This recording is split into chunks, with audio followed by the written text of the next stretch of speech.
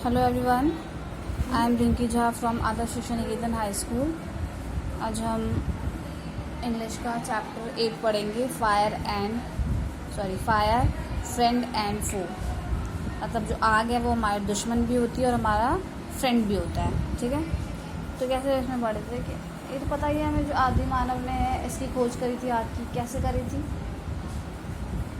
उन्हें पहले पता नहीं था क्या था, अचानक से ही वो पत्थर रगड़ रहे थे और आग लग गई थी। तो ये डर गए थे कि ये क्या हो गया। बट धीरे धीरे तो आपको पता कैसे चला कि हमें आग पैदा करने के लिए 3 चीज़ों की ज़रूरत होती है। क्या क्या? फ्यूल, ऑक्सीजन और एनर्जी।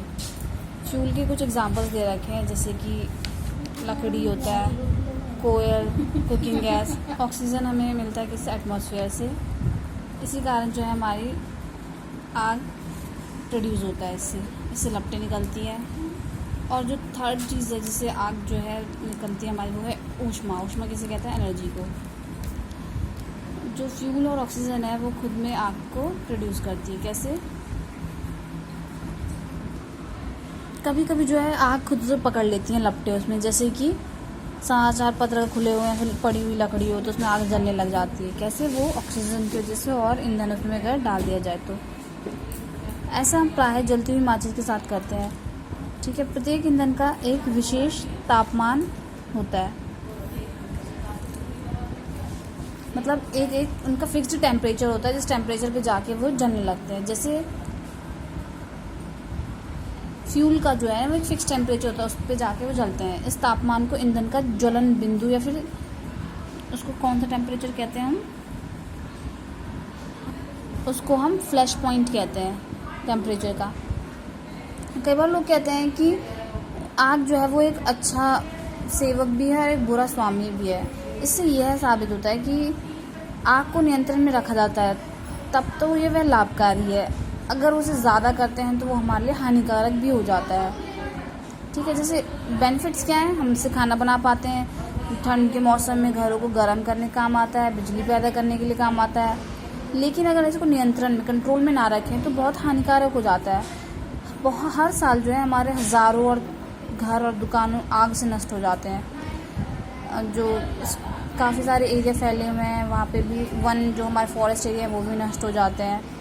सैकड़ों लोग मारे जाते हैं या घायल हो जाते हैं। जिस प्रकार से आग को उत्पन्न करने के लिए 3 चीज़ों की आवश्यकता होती है, उसी प्रकार आग को बुझाने के लिए भी काफ़ी सारे तरीके होते हैं। जैसे कि ईंधन को आग से बाहर निकाल सकते हैं। यदि आग में ईंधन नहीं रहेगा तो आग बुझ जाएगी। ठीक है, जो फ्यूल है हमारा उसे हम हटा दें तो आग नहीं जलेगी। प्राय हम आग में ईंधन डालना बंद करके आग को बुझ जाने देते हैं। जैसे कि कई बार हम क्या करते हैं, लकड़ी से आग जला के, पर अगर हम लकड़ी हटा दें, कम कर दें, तो धीरे धीरे करके आग बंद हो जाती है। तो वो चीज़ हमारी क्या है? फ्यूल है। उसको अगर हम हटा दें तो हमारा नहीं जलेगा। और दूसरी तरीके क्या है? जलती हुई आग को ऑक्सीजन की पूर्ति ना होने देना। वहाँ ऑक्सीजन की भी कमी अगर हो जाए तो भी आग बंद हो जाती है। और भी काफ़ी सारी चीज़ें हैं, जैसे कंबल वगैरह बोरी डालकर, या फिर CO2 गैस अगर हम दे देते हैं तो भी, जैसे,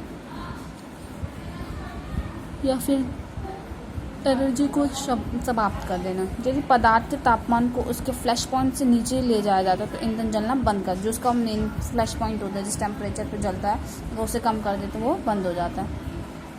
माचिस की जलती हुई तीली या मोमबत्ती को बुझाने के लिए उस पर फूंक मारते हो। ऐसा करने से तुम लपट के चारों की ओर गर्म हवा को हटा देते हो और उसे तापमान को उसके फ्लैश पॉइंट से नीचे ले आते हो। मोमबत्ती बुझ जाती है। कई बार आग पर पानी भी छिड़का जाता है। ये जलते हुए इंजन की ऊष्मा को सोख लेता है और उसके तापमान को कम कर देता है। कुछ प्रकार की आग को पानी के साथ नहीं बुझा सकता, पर कुछ को पानी से नहीं बुझा सकता है। यदि तेल में लगी आग पर पानी छिड़का जाता है तो तेल पानी की सतह पर तैर जाएगा और जलता रहेगा। और ऊपर से बहुत खतरनाक भी हो सकता है, क्योंकि पानी तेज़ी से बह सकता है और वह अपने साथ जलते हुए तेल को लेकर जल्दी से आग को फैला देता है।